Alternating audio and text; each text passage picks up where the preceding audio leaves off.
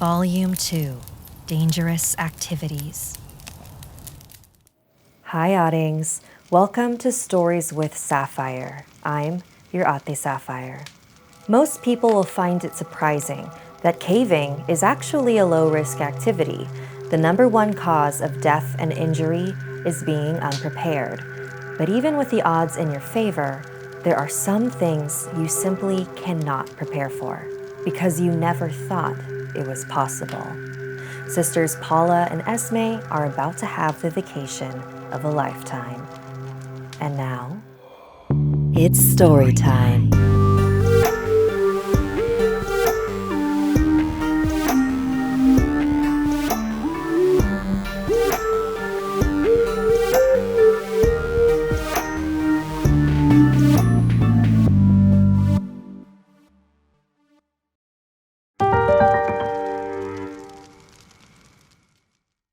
Paula and Esme decided to take a break from the rest of their family on their vacation, so they wandered around the park until they stumbled upon the opening to a cave. "Whoa, we have to go inside," Paula said. Esme's bright red braces glistened as she tried to hide her fear. "Is it safe? Caves are literally just rock. We'll be fine." Before Esme could object, Paula dashed through the entrance. "Marco! Polo." Paula did that a lot, but Esme was used to it. Armed with nothing more than their cell phones, they made their way into the cave. It was incredibly spacious inside. Every step they took echoed around them. Esme shone her phone up at the roof and snapped photos of the beautiful hanging stalactites. The usually chatty sisters were in silent awe of how gorgeous this place was. They had reached the other side of the entrance, where the path continued through a narrow passageway. Paula, in her usual scurry, hastily slinked her way inside. "Hey, wait up! Where are you?" "Marco!" "Polo." With the cave entrance far behind them, they had nothing to guide them but the light of their phones. As they scanned the walls of the cave, their light fell upon a section of paintings. "Wow, how old do you think these are?" "At least 10,000 years. Aren't you glad you didn't chicken out? Come on, let me take your picture." Esme held her hand up and posed next to the paintings. As she walked away, her hand accidentally brushed the wall. A bit of red pigment now stained her finger. They both looked back at the wall. Maybe these aren't that old.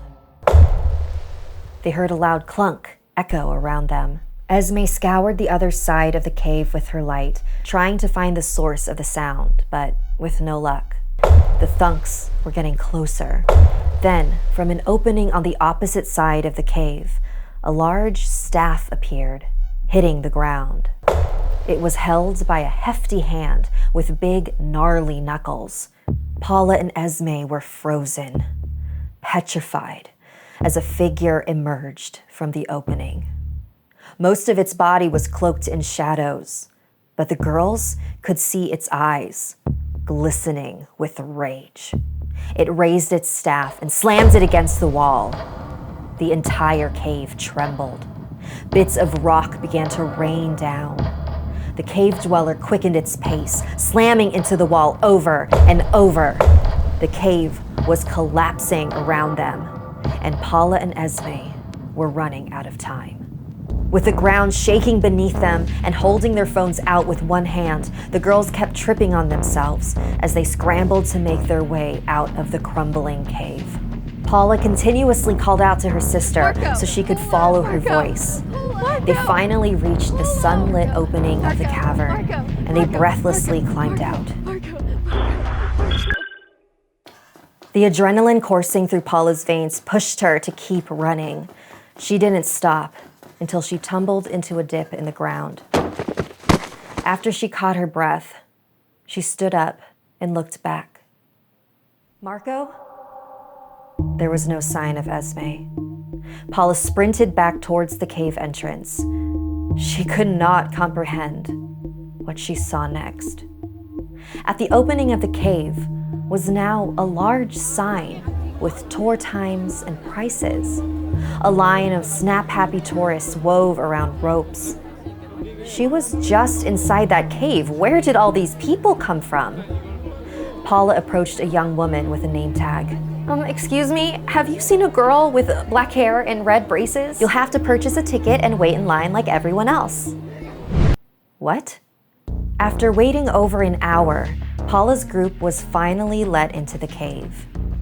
The entrance was no longer spacious, but blocked off by large hunks of rock that had fallen. Paula's mind was racing. Where the hell was Esme? The tour guide led them to an opening in the rocks, blocked off by rope. This cave collapsed an estimated 400,000 years ago, but what makes this place so unique was this recent peculiar discovery.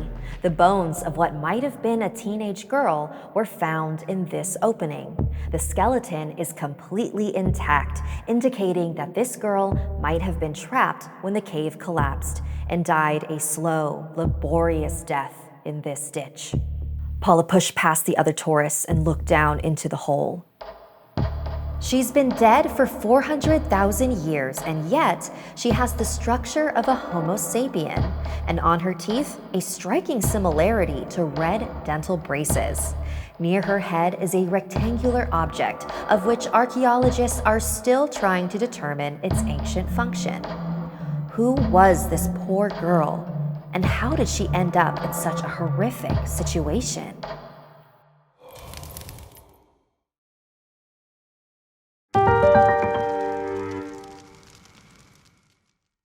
Megan walked into her homeroom class one morning. Her black nails, Ouija planchette necklace, and horror pin-covered backpack set her apart from her other classmates in uniform. Her friend Rachel had her back turned to her. Megan grinned, slowly crept up behind her, and let out a deep, fake growl in her ears. She jumped. Megan started laughing, but Rachel was not in the mood. God, what's with you today? They found something on Tessa's computer this morning. It's been all over the news. Tessa Rodriguez, a junior at St. Regent High, has been missing for the last 7 days. But this morning, authorities have made a discovery that might offer clues to her disappearance. This was the last website Tessa visited before she went missing. It lists a set of rules to follow. According to the website, if done correctly, you will be transported to either heaven or hell, depending on where you will end up. Oh my God. Do you think that ritual actually works? Rachel shot her a disgusted look. A student is missing, Megan. You clearly don't need to do the ritual. You're obviously going to hell. Hey. Well, what if this was just a setup? Like, whoever took her made it look like this website is what got her. Who knows? I just feel really bad for her parents. Her brother dies, and now she's missing. Oh, right. Did they ever find out how it happened? Total freak accident. He had a heart condition or something that just randomly acted up. The bell rang, and it was time to head to class. Megan couldn't stop thinking about that website and about that ritual. After school, Megan came home and locked herself in her room. She pulled out her laptop and searched where heaven and hell intersect. News article after news article popped up, speculating the disappearance of Tessa. Megan scrolled page after page until finally she found the original website. The black background with neon green text made it look incredibly outdated and insincere. She began to read the rules. Number 1, go to an intersection in the street. It has to be 3 a.m. and you have to be completely alone. If any cars drive by, it will not work.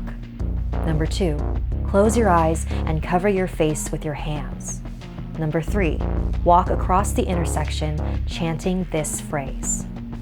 10, 9, 8, 7. Guide me on my way to heaven. 6, 5, 4, 3. Unless the other realms for me. 2, 1. It has begun.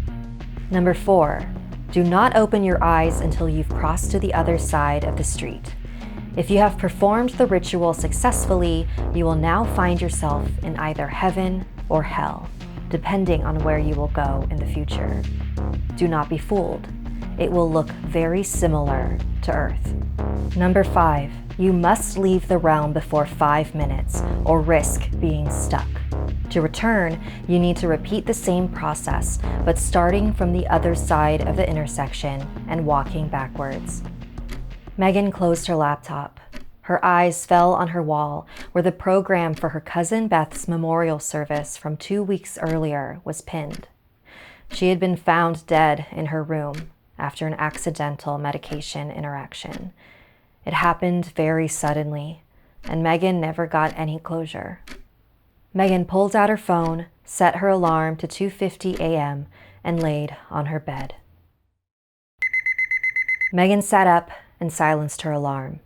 Slowly, she crept past her parents' room and out the door. She walked past her neighborhood park and a couple more houses down until she reached an intersection. She looked up and down the street to make sure there were no cars and no people. She set a timer on her phone for 4 minutes. When she felt it was safe, she covered her eyes and began to walk and chant. 10, 9, 8, 7, guide me on my way to heaven. 6, 5, 4, 3, unless the other realms for me. 2, 1, it has begun. She was still in her neighborhood. Everything looked the same. She let out a deep sigh of disappointment and began to walk back to her house. As she passed the park, she heard voices coming from the swing set. A pair of twins she hadn't noticed before were laughing loudly now. She continued to walk. "Hi, neighbor!" A man walking his dog across the street called out to her. Megan waved politely and began to quicken her pace. She entered her house and caught her breath. She walked to her kitchen to grab a glass of water. She flipped on the light and stopped. Someone was sitting at the dining table, crying. Megan turned to see who it was. At the table was Beth, the cousin she buried weeks ago. Megan couldn't believe it. The ritual had worked. "Beth, I can't believe you're here. I have so many things I need to ask." "How did you end up here?" I found out about this ritual and I wanted to try it to see if I could see you and Brady, he died from a heart condition. See, it wasn't our fault. We didn't do anything." "Why are you telling me this? I thought you would want to know. You were so worried that something was going to happen to us or people would think that. Think what? That we killed him? We didn't kill anyone. His heart killed him." "You are my favorite cousin, Megs. I was willing to do whatever you wanted, but you took it too far that night, and I couldn't live with the guilt." "It was a harmless prank. You're still going to deny it? Even now that you're here? You really are unbelievable." "But I'm not really dead." "Wait, where am I?"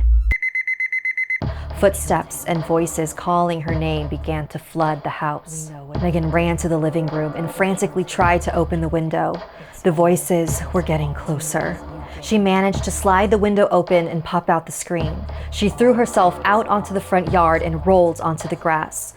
Once she got back on her feet, she ran towards the intersection where she came from. Her mind was racing as she tried to remember what the rules were for returning back home. She passed the park, now filled with children, all making a beeline towards her. Her chest hurt, her legs begged for rest, but she didn't stop until she reached that intersection. She started on the opposite side as before and walked backwards across the street. But when she reached the other end, she felt dozens of hands grab her all over her body and pull her to the ground. Another student from St. Regent High has been reported missing.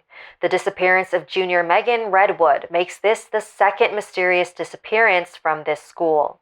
Authorities are looking into the situation, and if anyone has any information on Megan's whereabouts, please notify the police.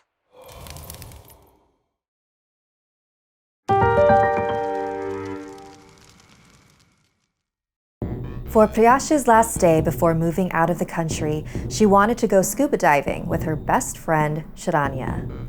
Priyasha was very experienced, but Sharanya was pretty terrified. Rightfully so, since she hadn't finished her training yet. Priyasha assured her that she would be by her side the entire time. She even knew of a spot that would let her dive without her completed certification, because she knew the owner. As Sharanya suited up, she couldn't help but notice how janky their underwater radio and equipment looked. But she didn't want to offend Priyasha or the owner. Then, Sharanya kept overhearing this strange word from the other divers, and her nerves continued to heighten. Hey, what's a Baak? Is that something I need? Relax, you're safe with me. Everything is going to be fine. I'm really gonna miss you, Pri.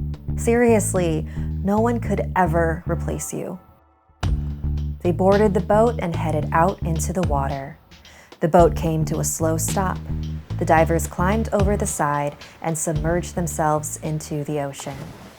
Every worry Sharanya had floated away as she soaked in the beautiful sights of coral and fish. Priyasha signed, "Told you so." They heard the faded crackle of the boat driver's voice from their radio, which meant it was almost time to return to the boat.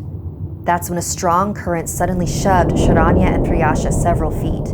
Maybe more, it's impossible to tell underwater. Priyasha signed to Sharanya to relax and go with the current until it calmed.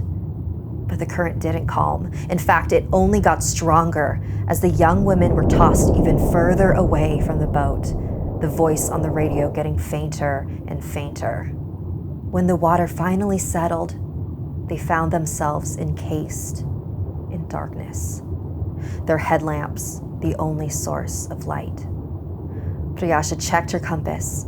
The needle was spinning out of control. That never happened before. She checked their oxygen. They only had about 5 minutes left of air. They hadn't been in the water that long. How was that possible? Sharanya began to panic, and then realizing she was using up even more air made her panic even more. Priyasha put her hand on her shoulder, motioning for her to steady her breathing slowly in and out. As Sharanya finally relaxed, the two friends embraced. But as they pulled apart, Sharanya's headlamp began to flicker, as did Priyasha's. As the light came in and out, Sharanya spotted something swimming towards them. They began to wave frantically, thinking it was another diver who could help them find their way back. As the figure got closer, they realized that's not what it was.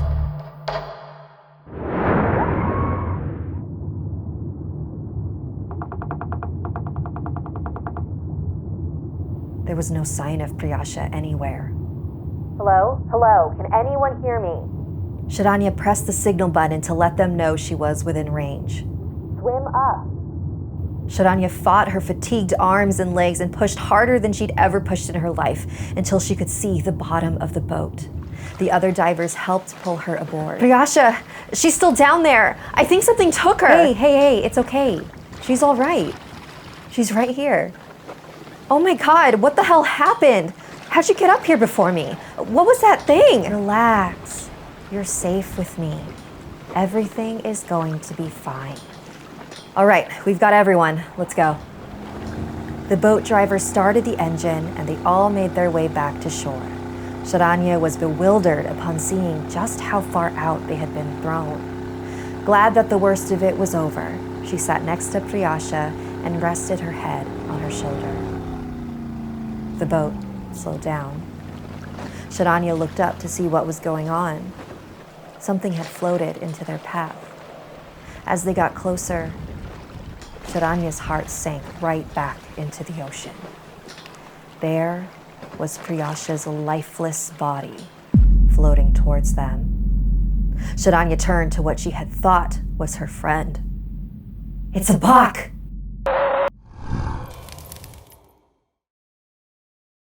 A Baak is a demon in Indian folklore that is believed to lurk near bodies of water. After it lures you into the water and takes your life, It will then take on your appearance so that it can travel onto land and continue to kill. So pay close attention to your family or friends who have come back from a trip near water. They may not be who they say they are. Today's story featured Sharanya, who won the cameo contest on my Instagram. Follow me at Awkward Sapphire to see how you can win the next one. If you don't want nightmares tonight, like and share this story and subscribe to my channel.